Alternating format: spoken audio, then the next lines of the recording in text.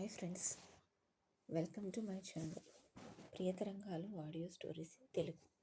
ఈ ఛానల్ మీకు నచ్చితే లైక్ చేసి, షేర్ చేసి, సబ్స్క్రైబ్ చేయండి. హైప్ కూడా ఇవ్వండి ఫ్రెండ్స్. మీ విలువైన అభిప్రాయాలను కామెంట్స్ రూపంలో మెన్షన్ చేయండి. వంశీ మోహనం పార్ట్ 5. ప్రియని కిచెన్లో వది కమాండ్ స్టార్ట్ అంటాడు హ్యాండ్స్ ఫోల్డ్ చేసుకొని నిలబడి. ఏంటి స్టార్ట్? ఏంటి నీ హక్కు చూపిస్తున్నావు నా మీద? Great business man Raj Kumar వారసురాల్ని. అసలు నువ్వెవరు అంటూ కోపంగా ఏదో అనబోతున్న ప్రియని తన మీదకి లాగి పెదవులు అందుకుంటాడు వంశీ. షాక్ అయిన ప్రియ తేరుకొని విసురుగా వంశీని వదిలించుకోవాలని చూస్తుంది. వంశీ ప్రియని గట్టిగా హక్ చేసుకుని ప్రియ మీద తనకున్న హక్కును చూపిస్తూ ఉంటాడు. వేదవతి వీళ్ళ గొడవ వినలేక ఎప్పుడో బయట పెరట్లో పొక్కలకు నీళ్లు పోయడానికి వెళ్ళిపోతుంది. అందుకే ఈ గొడవంతా తనకు తెలియదు. వంశీ బలం ముందు తన బలం సరిపోక నిస్సహాయంగా నిలబడిపోతుంది ప్రియ. కొద్దిసేపటికి వదిలి విసురుగా తనని వెనక్కి నెడతాడు. నేనెవరు అన్నావుగా, ఇప్పుడు అర్థమైందా నేనెవరు అంటాడు కోపంగా. ప్రియ కన్నీళ్లతో ఉక్రోషంగా చూస్తుంది. తను అలా చూసి క్షణం పాటు బాధగా అనిపించిన వెంటనే కోపంగా మారిపోతుంది వంశీవదనం. స్టార్ట్ చేసి చేయడం అంటాడు. నాకు చేత కాదు చేయడం అంటుంది. తింటావా అంటాడు వెటకారంగా. చురుగ్గా చూసి మొహం పక్కకు తిప్పుకుంటుంది. అసలు మా అక్కన నాలి, నేను ఇలా ఎందుకు పనికి రాకుండా తయారు చేసినందుకు అంటాడు చిరాగ్గా. మధ్యలో మా మమ్మీనంటే బాగుండదు చెప్తున్నా అంటుంది ప్రియ కోపంగా. నీకు అమ్మ కాకముందే నాకు అక్క అయిందే, ముందు పని చూడు అంటాడు వంశీ. నీకు చెప్తుంటే అర్థం కావడం లేదు ఎందుకు? నాకు రాదు అంటుంది. వంశీ ఇక తప్పక సరే నేను చెప్తాను చెయ్యి అంటాడు. ఇక చేయకపోతే ఊరుకోవడానికి సరే అంటుంది. ముందు పొయ్యి వెలిగించు అంటాడు. లైటర్తో వెలిగిస్తారని మాత్రమే తెలుసు, ఎలా వెలిగిస్తారో నాకు తెలియదు. నేను పుట్టినప్పటి నుండి ఇప్పటి వరకు వంటగదిలోకి వెళ్ళలేదు అంటుంది. ఒక నిట్టూర్పు విడిచి ఆ గిన్నె తీసి పొయ్యి మీద పెట్టు అంటాడు. సరే అంటూ పెడుతుంది. లైటర్ పట్టుకుని స్టవ్ తిప్పి ఎలా వెలిగించాలో నేర్పిస్తాడు. ఫ్రిడ్జ్లో పాలు గిన్నెలో పోయమని చెప్తాడు. సరే అని అలాగే చేస్తుంది. ఎట్లాగో అష్ట కష్టాలు పడి తన చేత పాయసం చేయిస్తాడు. ఆ మాత్రం దానికి చెమటలు పట్టేస్తుంది ప్రియకి. తనను చూసి పాపం అనిపిస్తుంది వంశీకి. ఇంతలో వేదవతి అక్కడికి రావడంతో స్వీట్ దేవుడి దగ్గర పెట్టించి తర్వాత వంశీకి ఇస్తుంది. నువ్వు కూడా తీసుకో అంటే నాకు వద్దు అంటుంది విసుగ్గా. ఒక స్పూన్ నోట్లో పెట్టుకొని బాగా చేసావురా అంటుంది. తన మొహం వెలిగే లోపలే చేపించింది నేను అక్కడ, అంత సీన్ లేదు అక్కడ అంటాడు వంశీ. ప్రియ కుర్రుగా చూస్తుంది. వెళ్ళి ఫ్రెష్ అవ్వరా అంటుంది వేదవతి. ఎక్కడికి రాని అంటుంది చుట్టూ చూస్తూ. ఆ పిలుపుకు వంశీ ఇంకా వేదవతి ఇద్దరు ప్రియ వైపు చూస్తారు. ఆ మాత్రం పిలుపుకే పొంగిపోతుంది వేదవతి. వాళ్ళ ఫీలింగ్స్ చూసి తను ఏమందో అర్థం చేసుకొని సైలెంట్ అవుతుంది. ఎక్కడో ఎందుకు అవుతారా, నీ భర్త రూమ్ ఉందిగా, అందులోనే ఫ్రెష్ అవ్వు అంటుంది వేదవతి. తన రూమ్లోనా? నేను ఉండను. అయినా ఒకళ్ళతో రూమ్ షేర్ చేసుకునే అలవాటు నాకు లేదు. నాకు సెపరేట్ రూమ్ కావాలి ఇక్కడ ఉన్న రోజులు అంటుంది పొగరుగా ప్రియ. అప్పుడే వచ్చిన భాస్కర్ విచిత్రంగా చూస్తాడు ప్రియ మాటలకి. ఇక్కడ ఉన్నది 2 రూమ్స్, ఒకటి అమ్మ వాళ్ళది, 2 నాది. మరో మాట, నువ్వు ఉండవలసింది ఇక నుండి నా రూమ్లోనే. నోరు మూసుకొని వెళ్ళి ఫ్రెష్ అవ్వు అంటాడు వంశీ. వేదవతి లోపలికి వెళ్ళి ఒక మంచి చీర తీసుకువస్తుంది. ఇదిగో ఈ చీర కట్టుకోమ్మా అంటుంది. ప్రియ ఒకసారి ఆ చీర వైపు చూసి, మా ఇంట్లో పని వాళ్ళు కూడా ఇలాంటి చీరలు కట్టరు అంటుంది చిరాగ్గా మొహం పెట్టుకుని. వంశీ వేదవతి ఒకసారి భాస్కర్ వైపు చూస్తారు.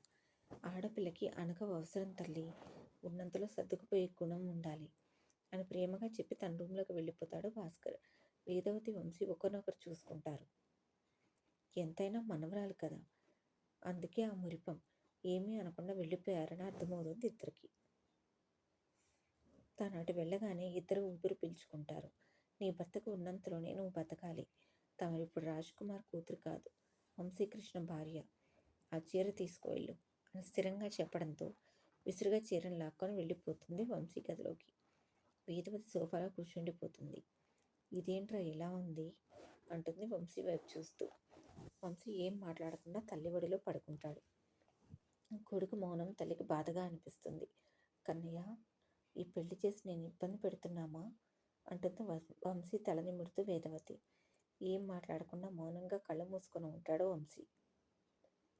తన మనసులో రేగే సంఘర్షణ తనకు మాత్రమే తెలుసు. కొడుకు దేనికో బాధపడుతున్నాడని అర్థమయ్యి మౌనంగా తల నిమురుతూ ఉండిపోతుంది వేదవతి. మనసులో ఏదైనా దిగులుంటే అలానే ఒడిలో పడుకుంటాడు వంశీ. ఎంత పలకరించినా తన దిగులు తగ్గే వరకు లేవడు. చిన్నప్పటి నుండి వంశీకి ఉన్న అలవాటు ఇది. వంశీ రూమ్లోకి తనకు తెలియకుండానే కుడికాలు పెట్టి లోపలికి అడుగు పెడుతుంది ప్రియ. రూమ్ నీట్గా పొందికగా ఉంది. మై గాడ్, వీళ్ళిల్లు మొత్తం కలిపిన మా హాల్ అంత కూడా లేదుగా. నేను ఈ ఇంట్లో ఎలా ఉండాలి? నో, బలవంతంగా తాళి కడితే పెళ్ళి అయిపోయినట్లేనా? నేను మా డాడీ దగ్గరికి తప్పించుకొని వెళ్ళిపోతాను అనుకుని మనసు కుదుటపరుచుకొని ఫ్రెష్ అవ్వడానికి వెళ్ళిపోతుంది ప్రియ. కొద్దిసేపటికి మనసు కుదుటపడి తల్లి బుడరంలో లేచి కూర్చుంటాడు వంశీ. కన్నయ్య అంటూ కొడుకు వైపు చూస్తుంది కంగారుగా వేదవతి. నేను బాగానే ఉన్నానమ్మా అని చెప్తాడు చిరునవ్వుతో. మనసు కొంత కుదుటపడి కిచెన్లోకి వెళ్తుంది డిన్నర్ ప్రిపేర్ చేయడానికి. ఏంటి మేడం ఇంకా రాలేదు అనుకుంటూ వెళ్ళి తలుపు కొడతాడు. ప్రియ ఫ్రెష్ అయ్యి వచ్చి చీర ఎలా కట్టుకోవాలో తెలియక చీరను చుట్టుకొని ఆలోచిస్తూ ఉంటుంది. ఇంతలో వంశీ తలుపు కొట్టడంతో ఏంటి అంటుంది చిరాగ్గా. ఎంతసేపు మాకేం పనులు ఉండవా అంటాడు. నీ రూమ్ బృందావనం, మరి తెగ నచ్చేసి బయటికి రావాలి అనిపించక ఇక్కడే ఉన్నాను అంటుంది వెటకారంగా ప్రియ. దీనికి గోరోజనం బాగా ఎక్కువ, అంత దించుతానే అనుకుంటూ తిట్టుకుంటాడు వంశీ. ఏయ్ బయటికి రావే అంటూ మరలా తలుపు కొడతాడు. ఇక ప్రియ వల్ల కాక వెళ్ళి గ్రాండ్ని రమ్మని చెప్పు, నాకు చీర కట్టుకోవడం రాదు అంటుంది ప్రియ. ఇప్పటిదాకా మనసులో ఉన్న దిగులు తొలగిపోయి ప్రియ అమాయకత్వానికి వంశీ పెదవులపై చిరునవ్వు వచ్చి చేరుతుంది. కిచెన్లో ఉన్న తల్లి దగ్గరికి వెళ్ళి అమ్మ ప్రియ ఎందుకో నేను పిలుస్తుంది చూడు అంటాడు. సరే అని స్టవ్ సిమ్లో పెట్టి తన రూమ్ దగ్గరికి వెళ్తుంది. ప్రియాని వేదవతి పిలవగానే డోర్ ఓపెన్ చేస్తుంది. ఒంటి చుట్టూ ఉండ చుట్టుకున్న చీరను చూసి అలా ప్రియను చూసి నవ్వుతుంది వేదవతి. నాకు రాదు కట్టుకోవడం అంటుంది బెక్కమోహం వేసుకొని. రేపు వాడి చేత డ్రెస్సెస్ తెప్పిస్తానులే అంటుంది. ప్రియను సరిగా నిలబెట్టి చీర కట్టేస్తుంది. ఇక రెడీ అయ్యిరా అని చెప్పి చక్కగా ఉన్నావురా అంటూ నుదుట ముద్దు పెట్టి వెళ్తుంది. ప్రియ కొద్దిసేపు అలానే ఉండిపోతుంది. వేదవతి ప్రేమ తనకు నచ్చుతుంది.